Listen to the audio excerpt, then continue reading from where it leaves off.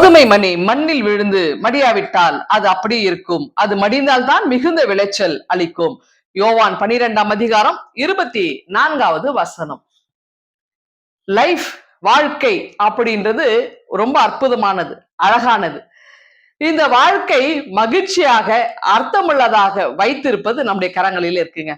அதாவது இந்த உலகத்துல நம்ம பிறந்துட்டோம், வளர்ந்துட்டோம், வாழ்ந்து கொண்டிருக்கிறோம், ஒரு நாள் மடிய போறோம். இதுதான் மனித வாழ்க்கையா? அப்ப இதையும் கடந்து இருக்கு. அதாவது எப்படியும் இருக்கலாம் அப்படின்றது பிரச்சனை கிடையாது.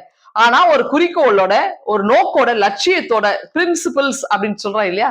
அப்போ சில லட்சியங்களோட நான் இப்படிதான் இருப்பேன் அப்படின்னு சில வாழ்க்கையில நெறிமுறையில கடைபிடிக்கிறாங்க பாருங்களேன், ரொம்ப ரிஸ்க்.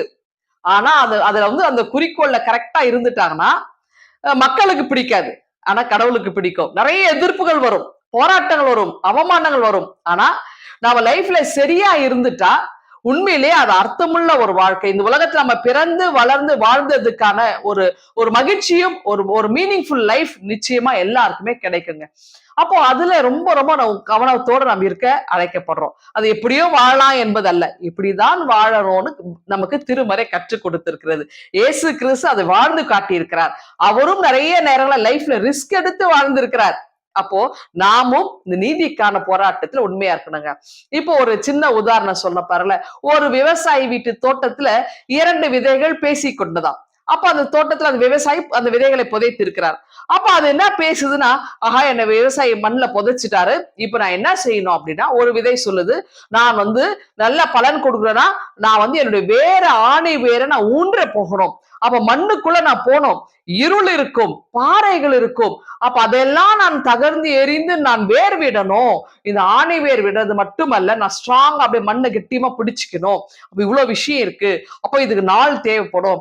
அடுத்து என்ன செய்யணும், நான் வளர்றேன் அப்படின்றத என் முதலாளிக்கு நான் காட்டணும். அப்ப விவசாயி எப்படி தெரிஞ்சுக்கணும், நான் மேல இலைகளை துளிர் விடணும். அப்ப அவர் அதை பார்த்த உடனே நட்ட அந்த விதையானது பலன் கொடுக்குது, வளருது அப்படின்னு நினைச்சுக்குவாரு அப்படின்னு சொன்னா. ஆனா அது ரொம்ப ரிஸ்க் அப்படின்னு அது சொல்லிச்சான்.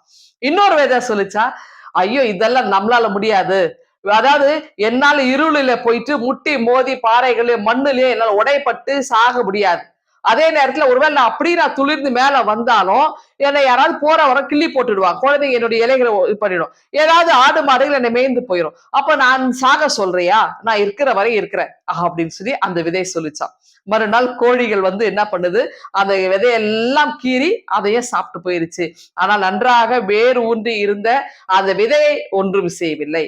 பாருங்க, அதாவது லைஃப்ல என்னால ரிஸ்க் எடுக்க முடியாது, நான் ஏதோ பிறந்தேன் வளர்ந்தேன் வாழ்ந்தேன், ஒரு நாளைக்கு செத்து போயிருவேன் அப்படின்றவங்களுக்கு பிரச்சனை இல்லை. ஆனால் என் வாழ்க்கையில அவங்களுக்கான வாழ்ந்ததுக்கான எந்த விதமான தடையும் இருக்காது இந்த உலகத்துல. ஆனால் நல்ல போராட்டம் போராடி, அதாவது நீதிக்காக உண்மையாக, தனக்கு பகைமை வந்தாலும் சரி, அவமானங்கள் வந்தாலும் சரி, எதிர்ப்புகள் வந்தாலும் அதையெல்லாம் முறியடித்து அவர் தன்னுடைய லட்சியத்தை நோக்கி ஒருவர் பயணிப்பாருன்னு சொன்னா நிச்சயமாய் அதனுடைய பலனை அனுபவிப்பாருங்க. கடவுள் அவர் கூட இருக்கிறார். அப்போ அவர் சகாதபடி, அவர் அழிந்து விடாதபடி கடவுள் அவருக்கு அப்படியே தன்னுடைய சிறகால் அவரை பாதுகாக்கிறார், அவரை தன்னை மறைத்துக் கொள்கிறார். இயேசு கிறிஸ்து அவர் தன்னுடைய பலனை கொடுத்து அவரை உற்சாகப்படுத்தி வாழ்க்கையில நடப்பிக்கிறவராக இருக்கிறார். அப்ப நம்ம லைஃப்ல ரிஸ்க் இருப்போமா? இந்த சிந்தனையோடு இந்த நாளை நீங்கள் துவங்குங்கள். ஆண்டவர்களை ஆசீர்வதிப்பாராக. ஆமென்.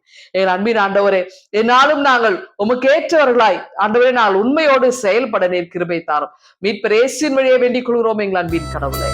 ஆமென்.